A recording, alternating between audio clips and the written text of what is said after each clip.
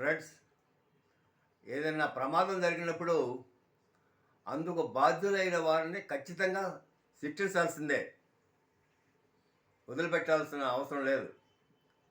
మొన్న హైదరాబాద్లో సంధ్యా థియేటర్లో ఎవరో తొక్కిసలాట్లో ఒక మహిళ చనిపోయిందని పుష్ప హీరోని అరెస్ట్ చేయడం జరిగింది. ఆ పుష్ప ఖచ్చితంగా బాధ్యుడైతే ఖచ్చితంగా అరెస్ట్ చేయాల్సిందే. ముఖ్యంగా సంధ్యా థియేటరే బాధ్యత వహించాలి. ఎందుకంటే వాళ్ళే ఇది మొత్తం బాధ్యత వహించాలి కాబట్టి ఆమె మరణానికి ఖచ్చితంగా సంధ్యా థియేటర్ వాళ్ళే బాధ్యత వహించాలి. సరే, ఎవరో ఒకరిని అరెస్ట్ చేశారు, అదొక అంశం. అయితే ఈ రోజు మనం నిత్యం మనం ప్రమాదాలు చూస్తూ ఉన్నాం. రకరకాల ప్రమాదాలు జరుగుతూ ఉన్నాయి. కొన్ని వందల మంది చనిపోతున్నారు రోడ్ల మీద. వీళ్ళందరికీ ఎవరు బాధ్యులు? వాళ్ళ మీద యాక్షన్ తీసుకుంటున్నారా? ఉదాహరణకి 2008లో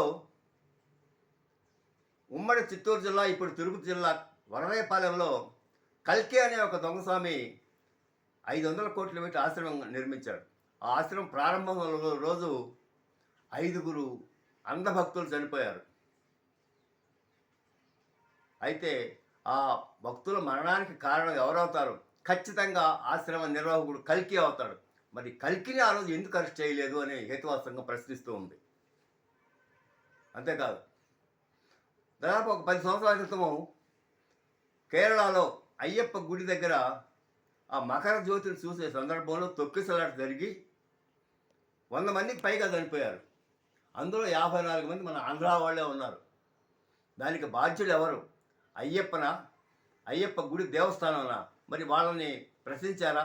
అయ్యప్పని అరెస్ట్ చేశారా? అయ్యప్ప గుడి వాళ్ళని ప్రశ్నించి వాళ్ళ మీద కేసు పెట్టారా? పెట్టలేదు. అట్లాగే మనం నిత్యం వెంకటేశ్వర స్వామి గుడికో లేకపోతే చర్చికో మసీదుకో పోయి రకరకాలుగా పోయేటప్పుడు వచ్చేటప్పుడు తిరిగి వచ్చేటప్పుడు ప్రమాదాల వల్ల చనిపోతున్నారు. దీనికి ఎవరు బాధ్యులు? ఖచ్చితంగా ఆయా భక్త సమాజము, ఆ మందిరాలే ఖచ్చితంగా బాధ్యత వహించాల్సిన అవసరం ఉంది. ఎందుకంటే వాళ్ళ కోసం, దేవుళ్ళ కోసం పోతున్నారు. దేవుళ్ళని చూడటానికి, దేవుళ్ళు తిరణాలు, అలాగే తిరణాలు, జాతరలో కొన్ని వందల మంది చనిపోతున్నారు. మరి వీటికి బాధ్యత ఎవరు వహించాలి? ఆ జాతరలో యాజమాన్యం లేక ప్రభుత్వం వీటి మీద ఒక చర్యలు తీసుకోవాల్సిన అవసరం ఉంది. ఎందుకంటే ఆ జాతరలో ఇలాంటివి జరిగేటప్పుడు మరి ఇంత అంధ భక్తులుగా పోతున్నారంటే మరి ఈ ప్రభుత్వాలు ఏం చేస్తున్నాయి? ప్రశ్నించే తత్వం పెంచాలి ప్రభుత్వం. ఆర్టికల్ 51 51AHలో ఉన్నటువంటి సూత్రాలను అమలుపరచాలి.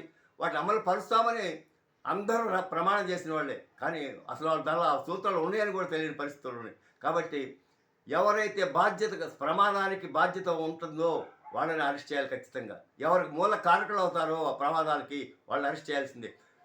2008లో కల్కి భక్తులు చనిపోయిన దానికి కారణం కల్కిని అరెస్ట్ చేయాలి.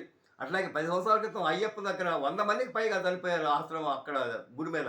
ఆ తొక్కిసలాట కల్కి భగవాన్ దగ్గర తొక్కిసలాట జరిగాయి. నేను సంధ్యాల థియేటర్ దగ్గర తొక్కిసలాట జరిగి ఇలా తొక్కిసలాట జరగకూడదు చూడాలి. బాధ్యత ప్రభుత్వాల మీద ఉంది, ఆయా సంస్థల మీద ఉంది, ఆయా ప్రార్థనా సంస్థల మీద ఉంది, అయ్యప్ప గుడి మీద ఉంది, కల్కి భగవాన్ మీద ఉంది ఆ బాధ్యత. కాబట్టి వీళ్ళ మరణానికి కారణమైన కల్కిని, అట్లాగే అయ్యప్ప గుడి దేవస్థానం ఎక్కడ జరిగినా ఆయా మందిరాల మీద చర్యలు తీసుకొని కంట్రోల్ చేయాల్సిన అవసరం ఉందని హేతువాదంగా భావిస్తూ ఉంది.